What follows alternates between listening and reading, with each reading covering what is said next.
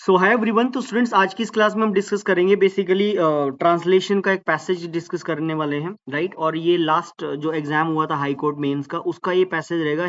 इससे हम English to Hindi translation देखेंगे थोड़ी सी आज। तो composition English HP High Court mains का ये लेक्चर 2 रहेगा। इससे पहले भी मैंने एक लेक्चर लिया था, राइट। तो लेक्चर 2 आज का सेशन हम देखते हैं। तो लास्ट सेशन में मैं थोड़ा सा एक बात बता रहा था, राइट। जैसे देखो, मैंने बताया था कि मैं रोता हूँ। अगर मैं बोलता हूँ कि मैं रोता हूँ तो मैं बोलूंगा आई वीप। मैं आई वीप बोल सकता हूँ, मैं आई क्राई बोल सकता हूँ, है ना। क्योंकि रोने के लिए इंग्लिश तो है।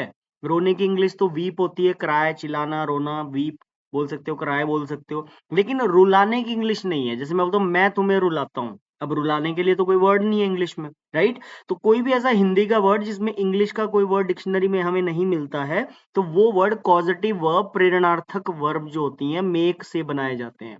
जैसे अगर मैं ऐसे बोलता हूं कि मैं तुम्हें रुलाता हूं, तो इसकी इंग्लिश बन जाएगी I make you weep, right. मैं तुम्हें हंसाता हूं तो आई मेक यू लाफ, या वो मुझे हंसाता है तो ही मेक्स मी लाफ।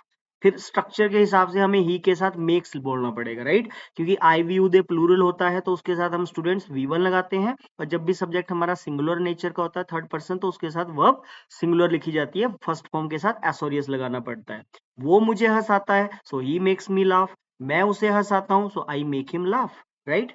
अब नेक्स्ट बोल है, मैं आपसे एक जोड़ी जूता खरीदवाने वाला हूँ, राइट। अब इसकी इंग्लिश कैसे होगी? मैं आपसे एक जोड़ी जूता खरीद, अब खरीदने की इंग्लिश तो होती है बाय करना, खरीदने की तो इंग्लिश है बाय करना, लेकिन खरीदवाने की इंग्लिश कुछ नहीं है। अब जब खरीदवाने की कोई इंग्लिश नहीं है तो उसको बनाएंगे हम मेक की हेल्प से, राइट। तो I am to make you buy a pair of shoes, right.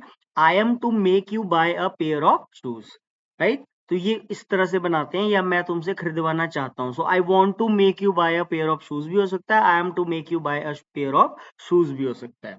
तो लास्ट जो हाई कोर्ट मेंस हुआ था उसमें ये पैसेज आया था, तो ये इंग्लिश का पैसेज था। एक आपको पता है कि इंग्लिश से आपको हिंदी ट्रांसलेशन आएगी पेपर में 15 नंबर की, और एक आपको हिंदी से इंग्लिश ट्रांसलेशन आएगी। तो आपको दोनों पे ही काम करना पड़ेगा।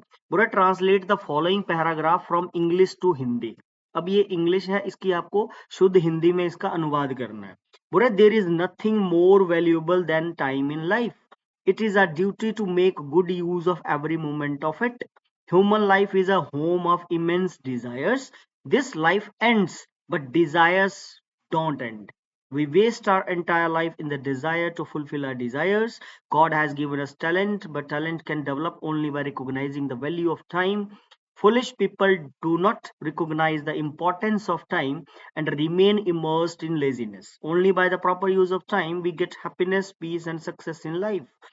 Students who don't evaluate time have to repent in the end.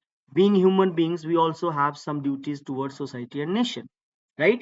तो इसको हम थोड़ा एक एक सेंटेंस ब्रेक करके देखेंगे, इसकी शुद्ध हिंदी में इसको कैसे अनुवाद किया जा सकता है इसका। तो सबसे पहले बोल रहा है there is nothing more valuable than life in time.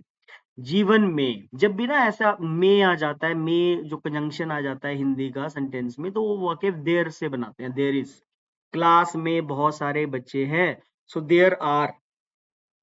अब बच्चे बहुत सारे हैं तो फिर देयर आर के साथ जाऊंगा, there are many students in the class. Class में बहुत सारे लड़के और लड़कियां बैठे हैं, so there are many boys and. मतलब जब ये में स्ट्रक्चर आ जाता है हिंदी का, तो आपको वो सेंटेंस अगर सिंगुलर सब्जेक्ट होगा तो आपको देयर इज से लेके जाना होता है, और अगर प्लूरल सब्जेक्ट होता है तो फिर आपको देयर आर के साथ जाना होता है, राइट। तो फिर आप देयर आर के साथ जाओगे। So there is nothing more valuable, जीवन में, जीवन में समय से अधिक मूल्यवान कुछ भी नहीं है। So there is nothing more valuable. Degree यहाँ पे जाएगी कंपैरेटिव, ठीक है। अधिक मूल्यवान बोल रहा है तो एक मूल्यवान होता है, एक अधिक मूल्यवान होता है, एक सबसे ज्यादा मूल्यवान होता है।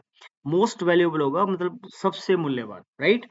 अधिक मूल्यवान है तो मतलब वो थोड़े से कम ज्यादा है, राइट। तो एक वैल्यूएबल है, मूल्यवान है, एक अधिक मूल्यवान है, मोर वैल्यूएबल, डिग्री कंपैरेटिव जाएगी, कुछ भी नहीं है। So there is nothing more valuable than time in life. Time से ज्यादा मतलब समय से अधिक मूल्यवान कुछ भी नहीं है जीवन में। So there is nothing more valuable than time in life, right. अगला वाक्य था it is our duty. It is our duty, हमारा कर्तव्य है, to make good use of every moment of it, कि हम हर क्षण, मोमेंट को हिंदी में क्या बोलते हैं स्टूडेंट्स? पल। पल बोलते हैं, लेकिन टिपिकली शुद्ध हिंदी में इसको क्षण बोलते हैं। सो हमारा कर्तव्य है कि हम हर क्षण का सही उपयोग करें। It is our duty to make good use of every moment of it. So हमारा कर्तव्य है कि हम हर क्षण का सही उपयोग करें, right. Human life is a home of immense होता है, अपार, बहुत सारी, मतलब बहुत ज्यादा, इमेंस डिजायर्स, अपार इच्छाएं, ऐसे वर्ड आपको लाने पड़ेंगे जब आप अनुवाद करोगे। तो ऐसे जो हम नॉर्मली भाषा के अंदर जो बोलचाल, जो हम हिंदी बोलते हैं, ये हिंदी नहीं चलेगी।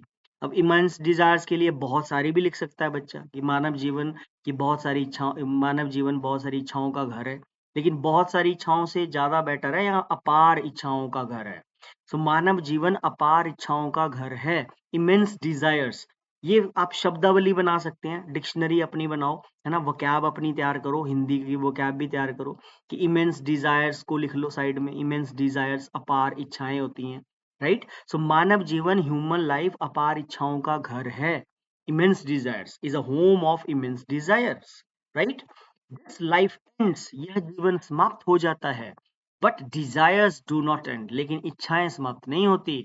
यह जीवन, दिस लाइफ, यह जीवन समाप्त हो जाता है, लेकिन इच्छाएं समाप्त नहीं होती हैं, राइट, नहीं होती। We waste our entire life in the desire to fulfill our desires. हम अपनी इच्छाओं को पूरा करने की चाह में अपना कीमती समय बर्बाद कर देते हैं, ठीक है। हम अपनी इच्छाओं को पूरा करने की चाह में, उस डिजायर में, we waste our entire life in the desire to fulfill our desires, right। उसकी चाह में मतलब हम अपनी कीमती समय को हम व्यर्थ कर देते हैं, बर्बाद कर देते हैं। सो हम अपनी इच्छाओं को पूरा करने की चाह में अपना कीमती समय व्यर्थ कर देते हैं, बर्बाद कर देते हैं। God has given us talent. Talent की हिंदी क्या होती है? शुद्ध हिंदी प्रतिभा, प्रतिभा। ऐसे वर्ड पे आपको काम करना पड़ेगा। जब आप शुद्ध हिंदी में इसको अनुवाद करोगे इंग्लिश का, तो फिर आपको ऐसे शब्दावली का यूज करना पड़ेगा अपनी भाषा के अंदर, तब आपको नंबर मिलेंगे, मार्क्स देगा वो। सो भगवान ने हमें प्रतिभा दी है। Talent can develop only by recognising the value of time, लेकिन प्रतिभा तभी विकसित हो सकती है जब हम समय का मूल्य समझें।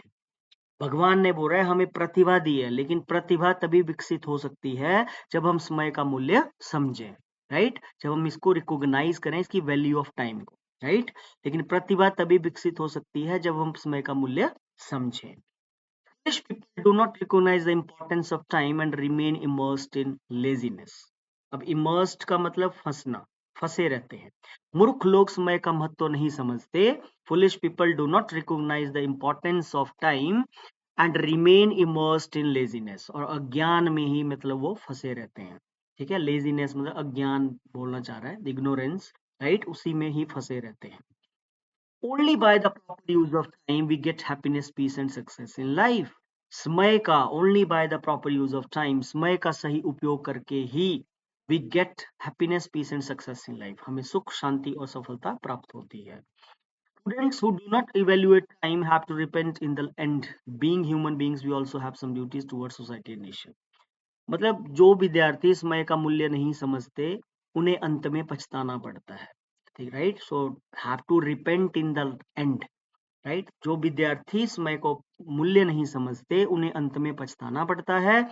We also have some duties, एक इंसान होने के नाते हमारा समाज और मानवता के प्रति भी कुछ कर्तव्य है। तो ये थोड़ा आप ट्रैक समझिए, ठीक है, कि अपार इच्छाओं को इमेंस डिजायर्स बोलते हैं। प्रतिभा के लिए हमें वर्ड मिल गया कि टैलेंट का टिपिकल हिंदी में, शुद्ध हिंदी में वर्ड प्रतिभा होता है, मीनिंग, राइट। वैल्यू को हम मूल्य बोल सकते हैं। तो ऐसे ऐसे वर्ड जब आप यूज करोगे स्टूडेंट्स, तभी आपको एग्जामिनर जो है मार्क्स देगा। ये हमने इंग्लिश टू हिंदी पैसेज आज के सेशन में डिस्कस करा है। नेक्स्ट क्लास होगी वो होगी लास्ट, जो हाईकोर्ट के मेंस में हिंदी टू इंग्लिश वाला पैसेज आया था, उसको मैं ट्रांसलेट करके बताऊंगा और कुछ ट्रिक्स भी आपको बताऊंगा, जैसे मैंने आपको फर्स्ट लेक्चर में बताए थे, राइट। तो आज के सेशन में इतना रहेगा। अगर आपको वीडियो पसंद आएगी तो इसको जो है लाइक, शेयर और सब्सक्राइब चैनल को जरूर करें। थैंक यू वेरी मच, मिलते हैं नेक्स्ट सेशन में। Thanks a lot.